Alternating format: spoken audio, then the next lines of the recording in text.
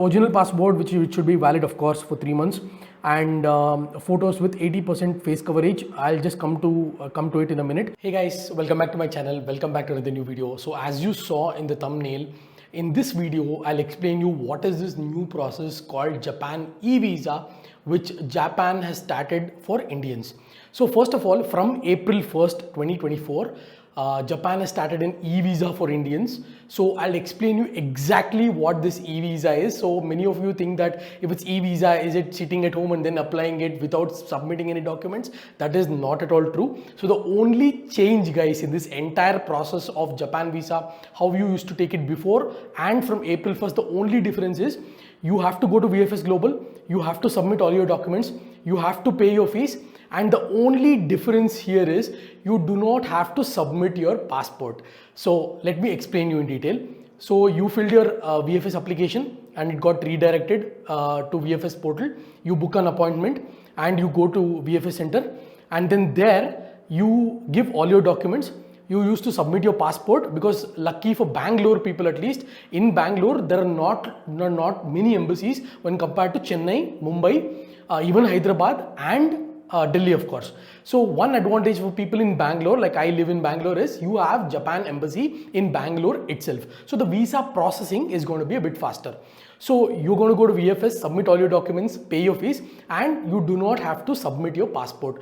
They will take a scan of your passport and you can come home. When your visa is approved, they are going to email you an electronic letter which says your e-visa has been approved. And if your e-visa is rejected based on validation, you will not get any printout. You will just get an acknowledgement saying that your e-visa is not approved. So let's look at the positive side. So you go to VFS, you submit your documents, they take a scan of your passport, and then you bring your passport home, and maybe after a week or 2 weeks you get your e-visa. So you just have to carry that e-visa to the immigration here. If you're flying from Bangalore, you just have to carry that e-visa letter to the immigration and the boarding counters, and you will be granted permission to fly to Japan. So the main idea, guys, why this has been done instead of going for a sticker visa on your passport, simple fact is that one is, obviously you might know the obvious reason is go paperless. That is obviously there, but you eventually get an e-visa through your email, which you can show it through your mobile, which is accepted. The main reason is not the paperless and all is still there, but the main reason is, so let's say you give your passport to them and you want to fly somewhere else within that period of time.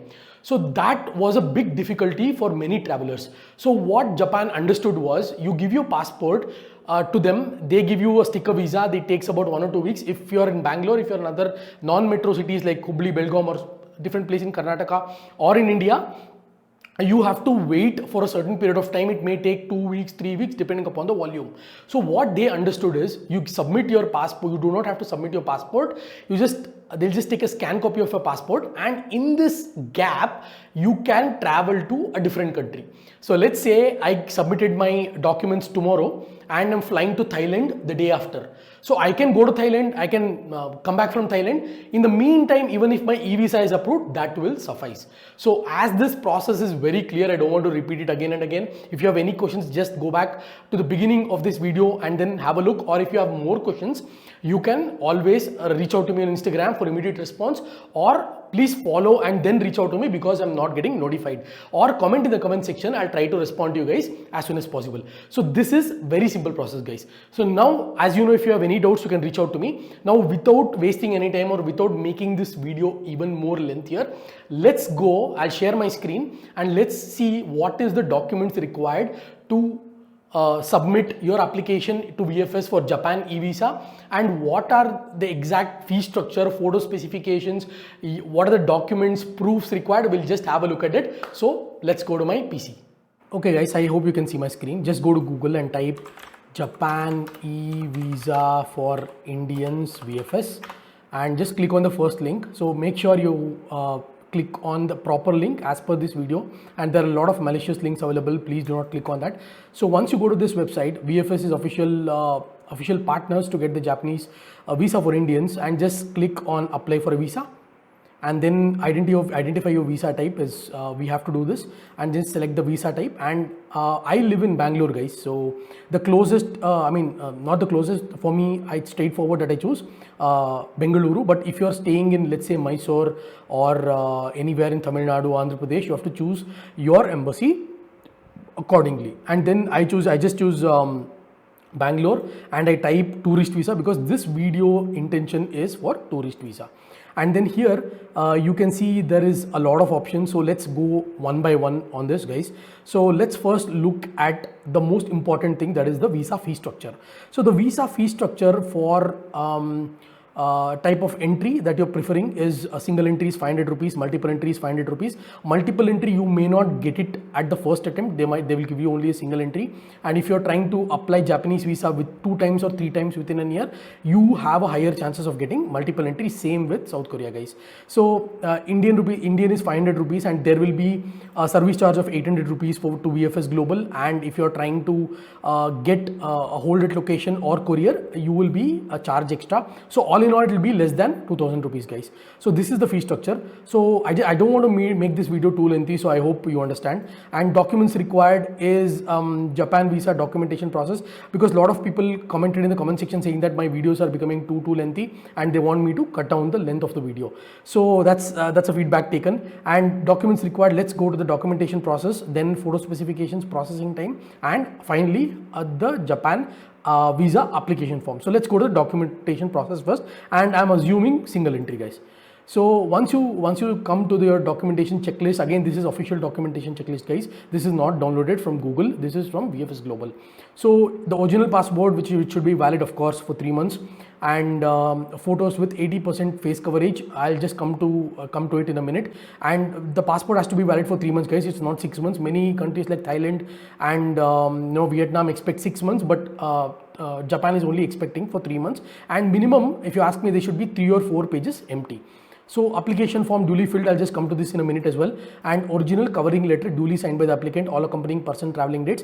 So basically you need to provide a covering letter saying that you're going here and why you're going, where you're working, what are your travel dates, how much expense you would need to spend. If you want me to do this for you, definitely I'll help you with this. Of course, it's going to be chargeable. So ping me on Instagram, we can discuss it. And original NOC, leave approval letter for company. So let's say if I am an IT employee myself.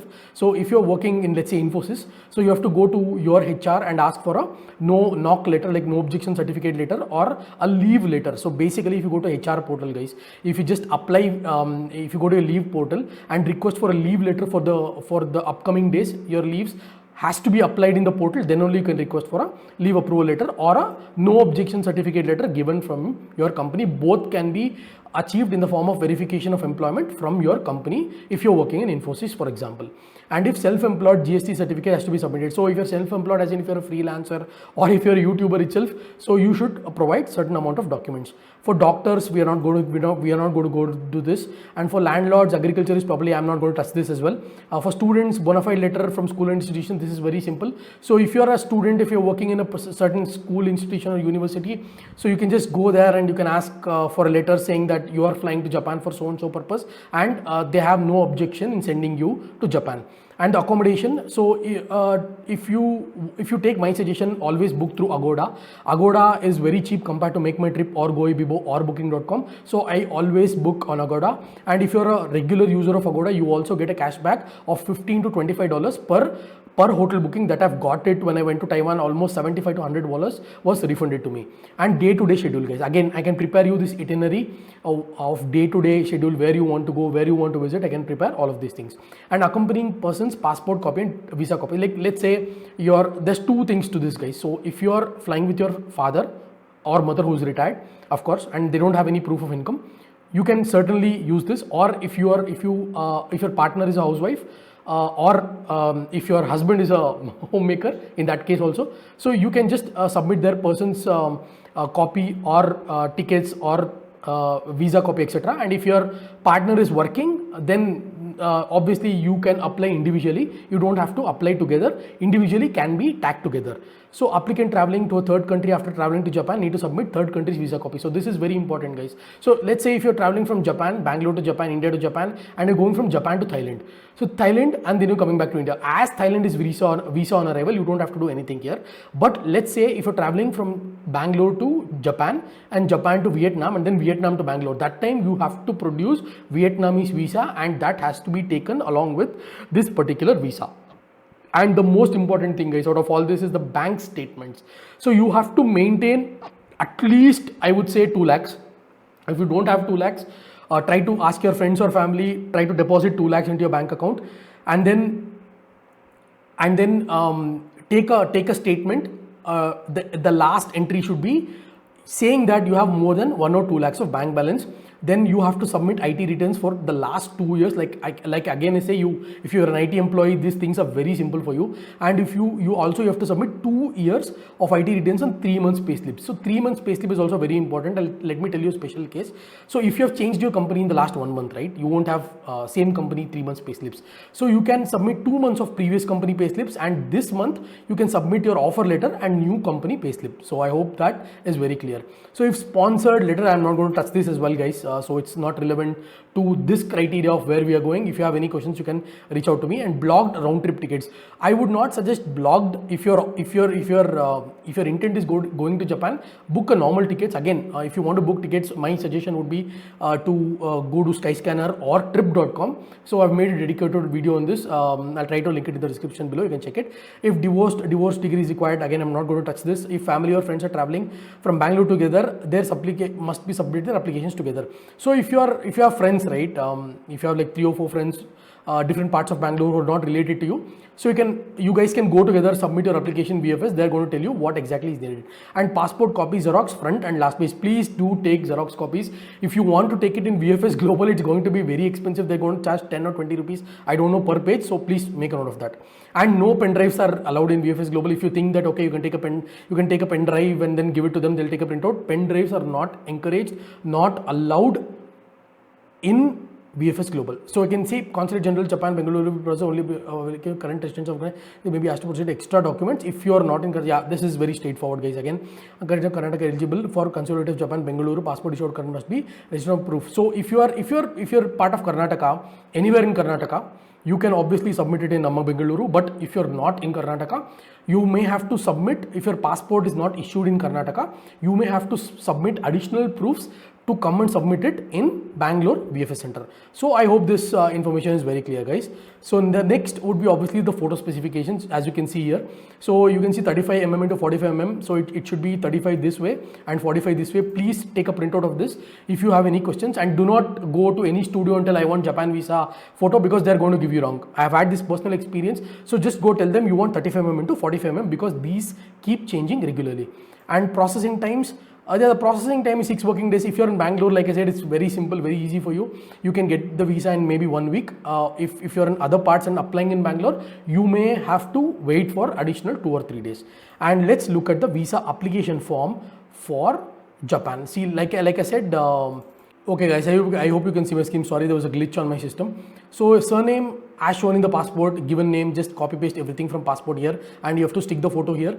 So date of birth, place of birth, male, female, marital status is very important. If you're married, remember you have to take your marriage certificate if the entry is not there in passport. If the entry is already there in the spouse section in the passport, you do not need to take a marriage certificate. So nationality, citizenship, ID number issued by government. Again, this is the passport, and then it's a regular ordinary passport for us.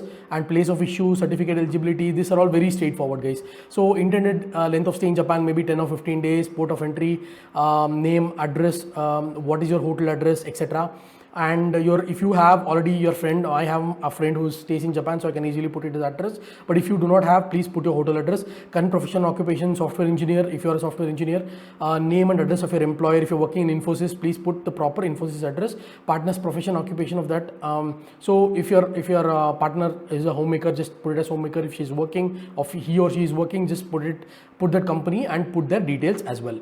And this again, guys, I don't want to go one by one because this video is going to be really lengthy.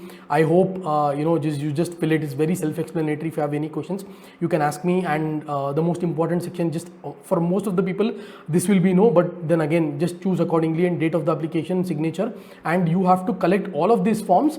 Take an appointment in VFS Global through, you have to log in, you have to create an account and take a appointment, then go to VFS, submit all of this, and then you will get your eVisa through, like I mentioned beginning of my video, you will get an eVisa through the email, guys. Okay. So, I mean, this was pretty much it. I hope this information is very helpful. Please reach out to me if you have any questions. I'll try to respond to you as soon as possible.